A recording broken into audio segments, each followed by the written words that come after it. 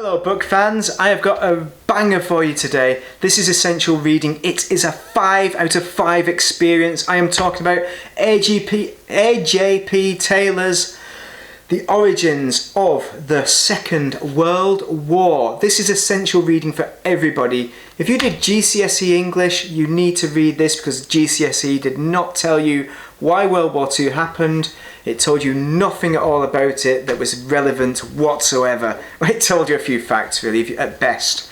Yes, so what did I get told about World War II? Something about Nazis, about the Versailles Treaty. Yes, those were factors, but there's a hell of a lot more to it, which A.J.P Taylor covers extensively, succinctly, in a really, really nice, easy to read fashion. I do say easy to read, but this is the Penguin, I think is it Penguin Classic? It's a Penguin, not a classic, but it is actually a classic. It was written in 1961 originally. I think this is edition from 63 or something. It's amazing. It's an amazing book. But the font, it's written on toilet roll paper for a start. That's terrible. The font is Times New Roman and it's really tiny, hard to read. If you're a specky, it's particularly hard. And the paragraphs don't have those big spaces in them, so you can easily find your way when you put your bookmark in and you come back to it. So I found it difficult from that perspective. You can't read short bits at a time. I would recommend you read it chapter by chapter. Set aside a quiet period where you know you can read this. It'll take you a few months doing it this way if you're a busy person. Like me, I'm very busy doing all sorts. Is that in focus? My face in focus? But you set aside a time to read it. You need it for your education. If you are European, especially if you're British, having just gone through Brexit, it kind of explains the conditions before Brexit that led to Brexit in many ways. And it explains the European Union and the reason why the European Union exists and why we should be part of the European Union. Definitely should be part of it if you read this book. If you're a Brexiteer, you should definitely read this book. And you might take away something else. I want you to read this if you're a Brexiteer and tell me your comments on why it supports Brexit if it does, which I don't think it does. I think it is the opposite of Brexit, because what this book does well is explains why Hitler was allowed to get away with what he got away with. Because Hitler had a weak military force which was absolutely incapable with competing with France and Great Britain and Russia combined. It had no capability. So why did Hitler and his forces get away with so much so early in the conflict? Basically, he was not opposed, and that was because there was no unified Allied force which was effective. They were unified, as in France, the UK, and even Russia in a way, and even Italy early on. Italy, the funny thing that I found out about it is that Italy, as in Mussolini, was relied on heavily to negotiate with Hitler, and he did stop Hitler a couple of times from doing the nasty. So who would have knew? Because from history, yes, he was good buddies, because they were both fascist states, and Hitler adored Mussolini to begin with and found him inspirational and took his advice in many ways, and but he relied on his advice much less later on, because the main difference between Hitler and Mussolini, so if you'd have swapped those dictators around, I don't think we would have got the World War II that we got. I think it would have been a very, very marginalised conflict. You would have still had Czechoslovakia involved, Austria would have been annexed, maybe northern parts of Poland, but you would not have had an invasion of the USSR, 100% guaranteed, maybe not even an invasion of Poland. So that is how important it is that you had Hitler there. What this book tells us is Hitler's negotiating skill. And basically, Hitler said something extreme, right? He put an extreme political demand upon a nation. So it starts at this level. This is extreme, by the way, this level right here. This is extreme. And then that country, or the parties that support that country, as in the UK and France, would then get that country, as in Czechoslovakia, then to say, okay, we will meet your demands. So in Czechoslovakia, the Sudetenland is a German-speaking part of Czechoslovakia. Czechoslovakia formed after World War One, and they wanted to be looked after because they felt they were being oppressed by the Czechoslovakian political state. So that got agreed to. Hitler should have been appeased at that point, but then he stepped it up again and said, no, I want German boots on the ground to look after my people. They're still being oppressed. They're not being oppressed at that point. Hitler's just making it up. So then they agreed to that, I think. Sorry, I forget a little bit of this. But basically, it ends in Hitler getting to this stage. He invades not only the Sudetenland, because the Sudetenland, when he invades that, unopposed by Czechoslovakia because they agreed to it. There is one opposition actually by one garrison who kills up about 20 Germans. Nice one! No, it's not good killing anybody, but they are kind of Nazis. Maybe not Nazis, they're Waffen SS, I don't think. Wehrmacht. But then they have Czechoslovakia ultimately have no defence for any German force that then moves into the rest of Czechoslovakia, and that's what happened. So they took all of Czechoslovakia in the end. So what this book tells us is Hitler's diplomatic style, which is very aggressive. Once you know it though, you know how to counter it. So, and another thing, it should have been countered even before that, because the Rhineland is like a good industrial kind of area by the Rhine, and Hitler wanted to not colonise, he already had Germans there. He wanted to move his forces on that land, which made which is like it's like a buffer zone between France and Germany. So it stopped. It gave Hitler less of an advantage in invading France. And what France should have done when he moved his forces onto the Rhineland is they should have sent the tanks in and knocked his forces back. And if they'd have done that straight away, rather than telling him that's what's going to happen and then not following through with their forces, well, Hitler would have thought twice about countering mixing it up with the French again. Now, let's not forget that at this stage, France are a strong military force, because World War II hasn't happened yet. They've not been defeated. There's none of that nonsense stereotype about French being weak. By the way, if you're going to attack France right now, they're still a strong force. They are not what they used to be. So they are not like the weak white flag flyers. They really weren't. They relied on, the Maginot Line, which was a failure because of Belgium's giving up. But no, that's another thing. We're going off. That's well into the war. So I don't know. I'm trying to summarise it, but I don't want to give away too much. But so the main point of it from Hitler, it's all about the Germanic people from his perspective. He's trying to unite Germanic people. He does that by annexing Austria, the whole of Czechoslovakia, getting on the Rhineland, and then he wants Danzig, which is modern day Gdansk. By the way, Gdansk was the original name, and it's part of Poland now, as well as that northern region all over Gdansk. After World War One, Danzig, I'm going to call it now. I'm going to call it Danzig throughout, hopefully. Danzig was German-speaking, full of German people, yeah? But it was independent, and it was on the side of Poland, because Poland did a lot of their trade through the port of Danzig. So it was really more allied with Poland at that point, because they had no trade with Germany. They were just German-speaking, but Hitler wanted to amend that by making it making a route through Poland. I'm not sure how he'd do that. Maybe some diplomatic thing, or maybe Poland would cede land on a kind of land lease kind of way to Germany, so they would have that economic access to the port of Danzig, which is not an economic benefit to Germany. This is an ideological statement that Germany is making, and I doubt they would have invaded Russia through that route either, because it's not ideal. But the problem is the whole diplomatic outfall of the Allies not working together was that Hitler invaded Poland rather than having that access to Danzig, which could have happened. If that had happened, if he had been countered elsewhere, as in especially Czechoslovakia, I'd say, if it had been countered on that point, I think he would have thought twice before invading Russia. And he wouldn't have invaded France and that because he would have no reason for it. Hitler did not intend on invading France. Let's not forget that.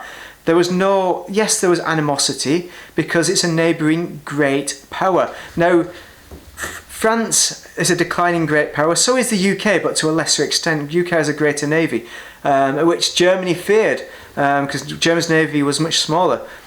But the problem was that Germany was not a great power. They wanted to be recognised as a great power through getting hold of their German-speaking nations around them and then gathering their economic force. They could have done this via trade with Europe, with their neighbours, and they could have become a great leader in Europe. Now, the problem was that both France and Great Britain didn't want that to happen because they wanted to be the leaders in Europe. Unfortunately, that's the decision they made. Could there have been a peaceful solution? I think there could have been, but would that have stopped the Holocaust, or would it just meant Germany expelling the Jewish people of their country? Which, I don't know, maybe, I think the Holocaust is so intertwined with war that it's difficult to see whether it would actually happen or not, but I'd suggest it wouldn't have happened, that something else would have happened instead. Yes, so anyway, I'm not saying it wouldn't have happened though. Questionable. But the other thing to bear in mind, the reason why Germany invaded Poland, now he didn't invade them by himself, he invaded them because he had a treaty with Russia. Yes, Russia, which we know, but we don't know, do we? Some of us weren't taught that in school. I wasn't taught that in school. It was just Germany invading Poland because that's what they did. But Russia also invaded, they took on part of it. So that's why Poland didn't like Germany as well. The leader Beck would not negotiate with Russia to allow Russian forces to occupy Polish territory to guarantee their independence, because they did not trust Russia, and rightly so, which is why you needed a treaty with France, the UK and Russia to oppose Germany. If that Triforce Treaty had have existed, there is no way, absolutely zero way, Hitler would have dared invade Russia, let alone Poland, because he would have been imposed and he would have had two fronts. But the problem is, he invaded Poland first and got the blood in his teeth and wanted to continue through and thought, oh well, this was easy, I can invade Russia. Now, it's very easy to invade Poland. They were militarily weak, and let's not forget where we should have opposed him. In Czechoslovakia, they had a brand new machine gun force, I think, and there was a lot of arms in Czechoslovakia that were given to Germany, because they had a weak, absolutely weak force. Their tanks were very old and dated. I think they had the Mark IV was in, but not many. They were terrible. Half of them were just rubbish. The French tanks were far superior. The British tanks were, if we had enough time to get a British and French force together, it would have countered the Germans, especially with the Russians on our side, completely, 100% guaranteed. Because the reason why Hitler won at the start was because of Blitzkrieg, which Heinz Guderian, the German general, came up with based on a British military manual. British tactics they used. Doesn't mean Britain's the best in the world, by the way. But Heinz Guderian also said the military might of Russia is far superior. They have far more tanks than we are currently capable of using. I mean, they were talking 1943 invasion or later than that. So really the latter part or end of the war is when Germany would be militarily capable of taking on Russia. By then, Russia would have reorganised, they would have become a better force, because they exterminated a lot of their generals stupidly because Stalin was paranoid, which made them weak, which gave them the opportunity, which is why they got the Blitzkrieg and made so much ground during the summer. As soon as the autumn came, the rain came, they were bogged down, they were horse and carting stuff, most of it, and they had wheeled vehicles could not move. They were using tanks to move wagons around, as well as the half tracks, because the wheeled vehicles do not work in mud. That is a different book, by the way. You need to read about that as well. I've got so many books on it, I've read too many. But anyway, you could counter the German force. First, you stop Hitler in his tracks. initially, and then you counter him later by having a unified force with an agreement with Russia. 100% guaranteed he would not have invaded or got very far if he had with his force. So that is why, essentially why World War II happened, because we did not negotiate with Russia, because we, by the way, I think the UK had the main hand. This is by a UK guy, by the way, but I think it's true because we had the cards to be able to negotiate with Russia.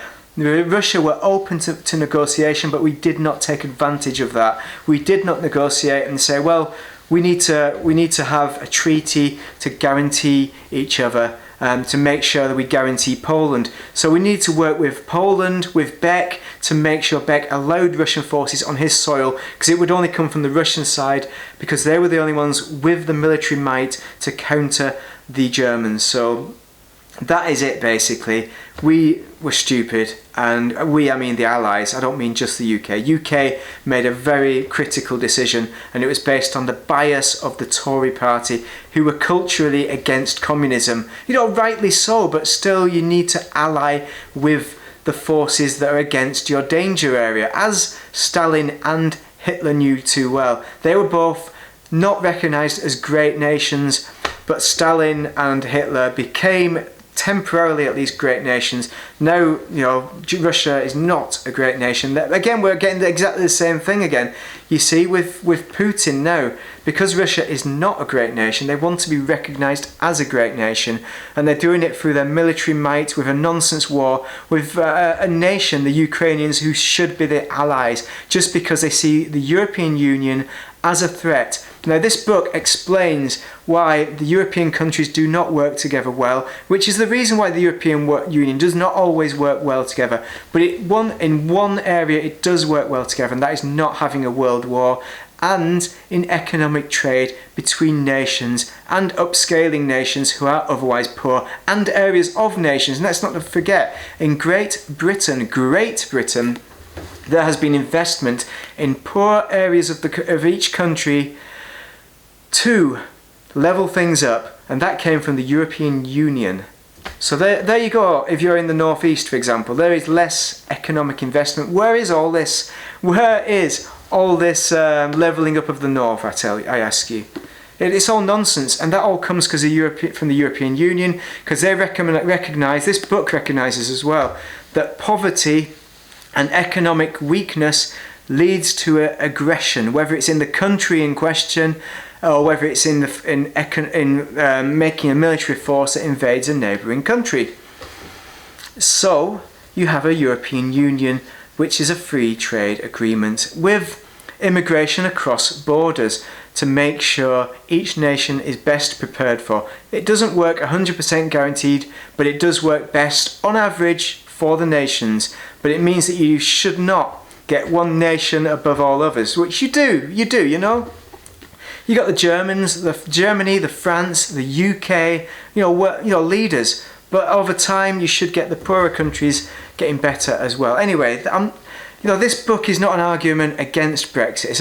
It's an argument for why the war happened, and why the war happening should have been an argument against Brexit. Because war is something we should not see. We should work together. That's including with Russia through negotiation and diplomacy. Unfortunately, that has failed. I don't have a history book about that, but one will come out in time and explain that in a bit more detail than I am capable of. Anyway, I've talked enough about this. Toilet roll paper, the font is bad. So if you can get an ebook with it where you can change the font, then get that, or the hardback would probably be better with better quality paper.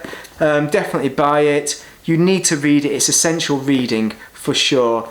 It will help you understand World War II. It's more important than any other book on World War II, any other book. Read it. It's a 5 out of 5 experience, well written. As I said, it's all about the kind of paper it's written on. Anyway, if you found it useful, drop a like. Give me your comment about what you think about World War II, this book, about the European Union, whatever, what you're thinking about it all is. And ideologies, because we get presented with so many lies by newspapers all the time, and this book helps you to conceptualize them. In fact, when you read it, Forget Nazism entirely. Take that out of your brain and it will be eye-opening if you just look at it just on what it is. Thank you very much for watching. Have a great day.